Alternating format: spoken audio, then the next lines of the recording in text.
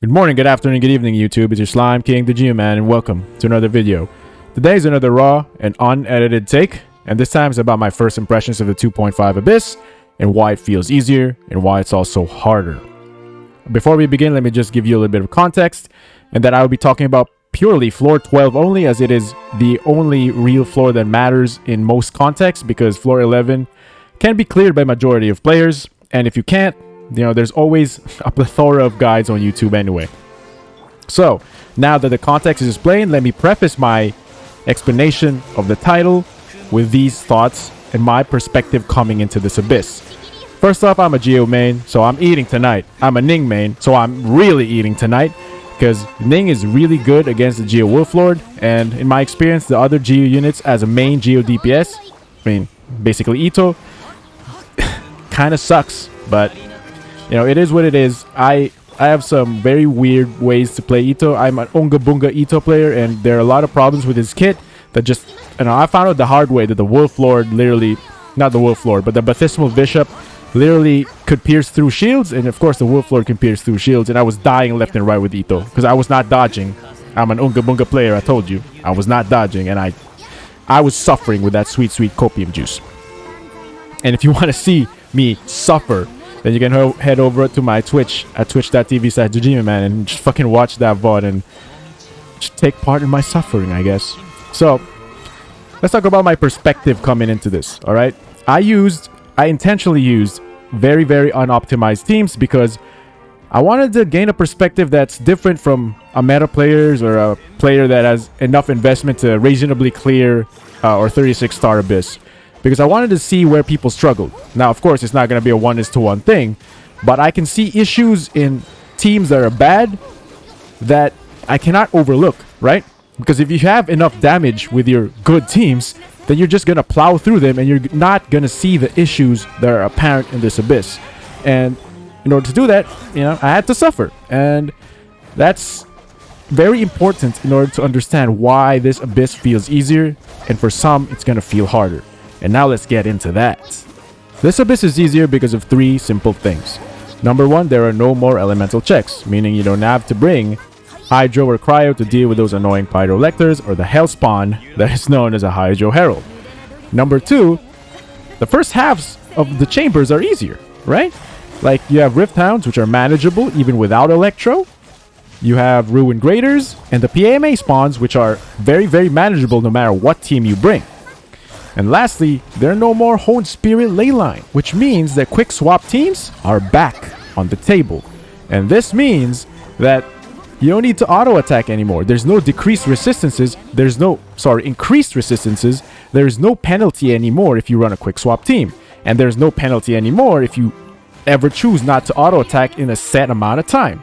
Which means that all your quick swap or heavy burst teams will deal more damage, and that allows for just easier team building. Before we get into why this abyss is harder, first let me just give you a little bit of a context of how I view abyss first. Alright, I view abyss as more of like a trading card game, right? Let's say similar to a game like Slay the Spire, except without the randomized cards and the randomized rooms or the randomized chambers in this regard.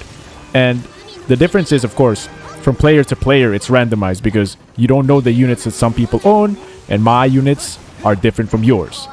So in that sense, it's a little bit different, but the approach to Slay the Spire is almost similar to the approach in Genshin's Spiral Abyss.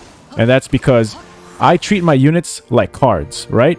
And the 4 characters you have on each side is like the floors in which you put a deck into, right? So in this case, it's just basically a 4-card deck that you can shuffle which way ever you want, and then you decide which are optimized and which are not, and you can find different combos and different synergies that work on different floors depending on the rotation of the abyss. So with that in mind, the fun factor for me is the team building, right? Because in Slay the Spire, the fun factor is basically creating decks that are fun that you did not expect to work or did not expect to find synergies in, but it actually works and you clear the game. So for me, that's exactly what I do in the Spiral Abyss ever since basically the time that I had enough investment to clear it without any problems. So with that aspect in mind, the reason why this Abyss is harder is because, you know, I just talked about the elemental checks and all the team restrictions earlier being lifted, but this Abyss actually has a little bit more team restriction in the second half than in last Abyss, and which is why it makes it so hard for me, and which is why some people might view it harder. And it's because Geo is an element that you need to have to kill the Wolf Lord, and Geo heavily restricts the amount of teams you can run. Because really, what teams out there are viable with Geo, right?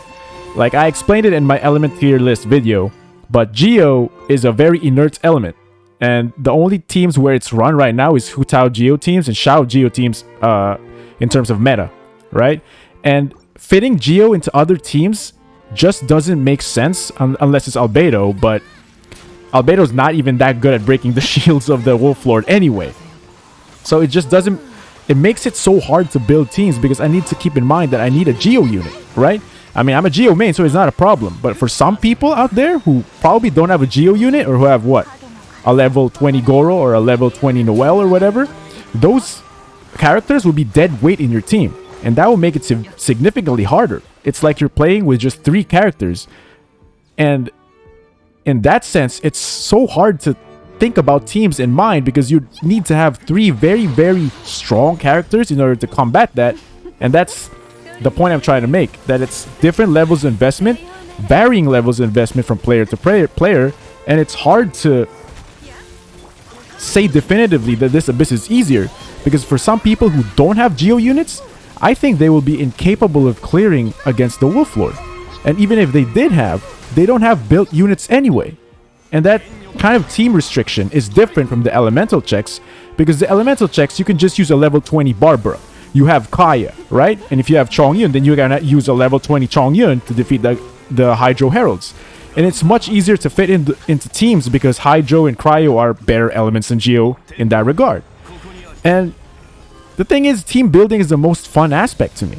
And I know some people don't have that option, but this Abyss becomes a lot harder on team building and people who like to build teams that are very, very different from whatever people like to clear with, that's the strongest or whatever. Like, I just don't want to clear the Abyss with just my strongest teams. I want to experiment and see what else I can clear it with, you know, and it's fun for me, and that's my process of fun in Genshin Impact. So, all in all, this Abyss can be harder, and it can be easier. And all of that leads up to the Hoyoverse's design of the Abysses and its impact on future team building. So I'll go about this very quickly because this video is going to be a little bit too long. But Hoyoverse's design in the Abyss is very lazy in my opinion, because like, especially the enemies, they put in these weird design choices in which they have a very easy first half and then a boss on the second half, which means it requires you to clear the first half in like 30 seconds or so. So you have a good 2 minutes and 30 seconds to clear the boss because it has timed DPS windows.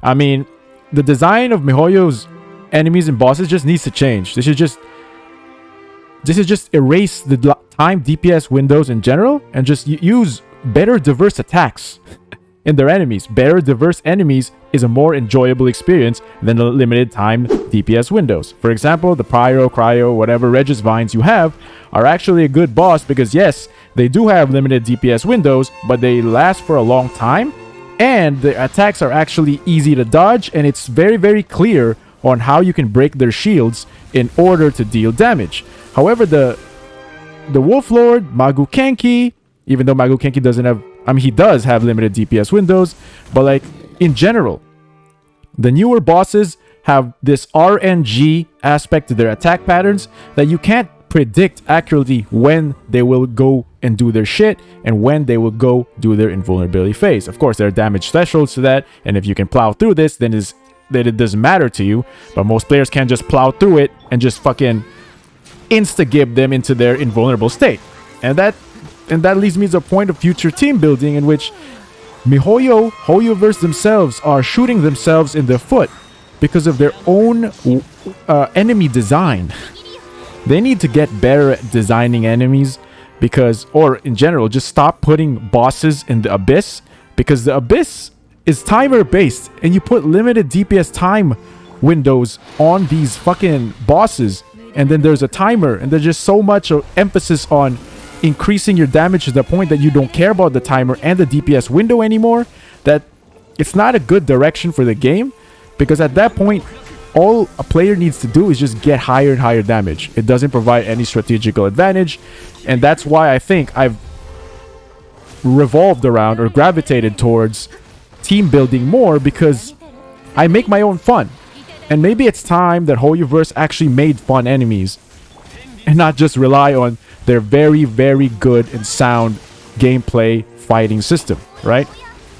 So that's my thoughts on this 2.5 Abyss and why it feels easier for some, why it's also harder for some, and also delved into my thought process about why I find Abyss fun, even if I think Hoyoverse's design is getting worse by the Abyss.